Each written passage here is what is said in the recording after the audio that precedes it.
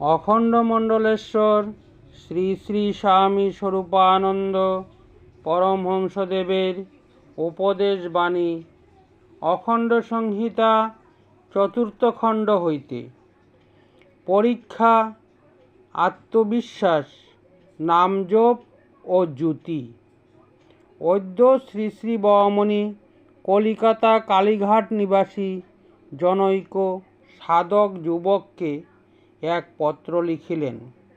তার কিয়দংশ নিম্নে উদ্ধৃত হইল, যথা: চতুর্দিকে গর্জে যদি সহস্র সংশয়, মধুময় নাম তব পরময় অভয়।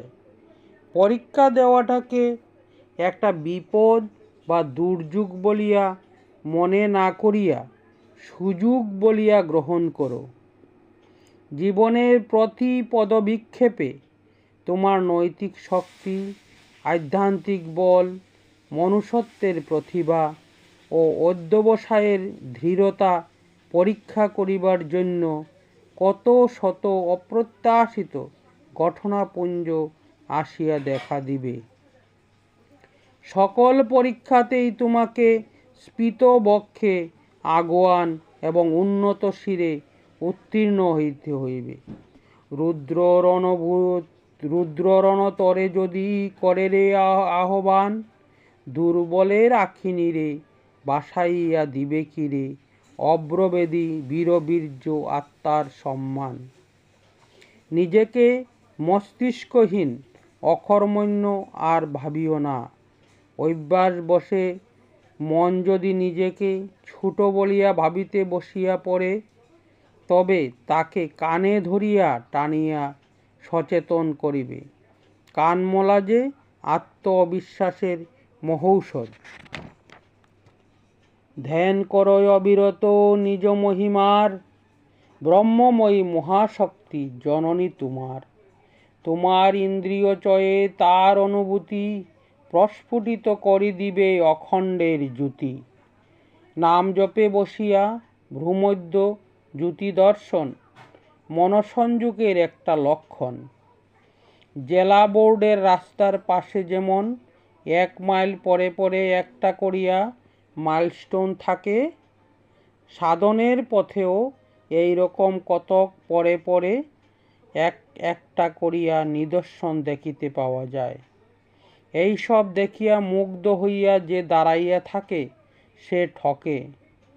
এই সব দেখিয়া যে উৎসাহিত হইয়া আরও বেগে ও অধিকতর দৃঢ়তা সহকারে পথ চলিতেই থাকে, সে নিত্য নূতন ঐশ্বর্য সমূহের প্রকাশ দেখিতে পায়। উৎকৃষ্ট ঐশ্বর্য সমূহ লাভ করিবার পরে অনেক সাধক থামিয়া যান, কিন্তু সিদ্ধ সাধক ঐশ্বর্য সমূহ করায়ত্ত করিবার পরেও থামেন না। তিনি তার অপুরন্ত পথ ক্রমাগত চলিতেই থাকেন, কোনো কিছু পাইবার লোভবশত নয়। নিজের স্বভাবের দ্বারা পরিচালিত হইয়াই তিনি ঐশ্বর্য জগতের পরপারে এক অমৃতময় রসসাগরের তরঙ্গের পর তরঙ্গ যুগ যুগ ব্যাপিয়া বুক পাতিয়া গ্রহণ করেন। পাঠশালে ভালো করিয়া পড়াশোনা করিলে যেমন বার্ষিক সভার দিনে পারিতোষিক পাওয়া যায়, জ্যোতিরাদি দর্শনও ঠিক সেই রকমেরই ব্যাপার।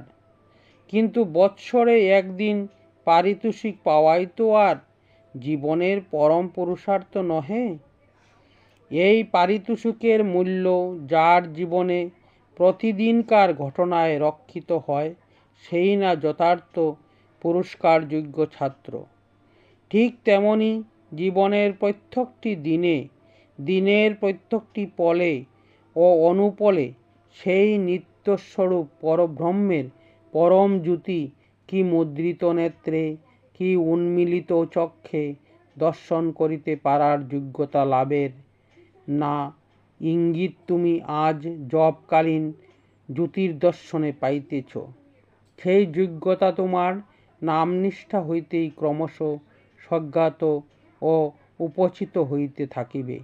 নামে লাগাইয়া রাখো বুদ্ধি মন প্রাণ, আপনি জাগ্রত হবে দীপ্ত ব্রহ্মজ্ঞান। ব্রহ্মদর্শন করা আর ব্রহ্মজ্ঞান লাভ করা একই কথা। উপলব্ধি জ্ঞান এবং জ্ঞানই দর্শন। স্পর্শন, শ্রবণ, ঘ্রাণ, আস্বাদন প্রভৃতির ভাষাতে সাধকের নিকটে ধরা দেয়। জপকালে বায়োস্কোপের ছবির মতো যাহা দেখিতেছ, তাহা ইন্দ্রিয়ানুভূতির ভাষায় অতীন্দ্রিয় জ্ঞান। রূপাভিনিবেশহীন নাম জপকালে সতই যদি কোনো মূর্তি সপক্ষে উপস্থিত হন, তবে জানিতে হইবে ইনি অনাদরণীয় নহেন। তোমার সাধনে ইচ্ছাপূর্বক রূপ ধ্যান আবশ্যকীয় নহে, কিন্তু কোনরূপ সাধকের প্রয়াস ব্যতীত স্বয়মের স্ফূর্তি পাইলে তাহাতে মনোনিবেশ দুঃসাবহ নহে। যেখানে রূপের শতপ্রকাশ নাই, কিন্তু সাধকের রূপানিবেশে রুচি প্রবল, সেখানেও রূপ ধ্যান নিষিদ্ধ নহে, কিন্তু অবিরাম নাম সেবা অব্যাহত রাখিয়াই রূপাভিনিবেশ চলিবে, ইহা ভুলিও না।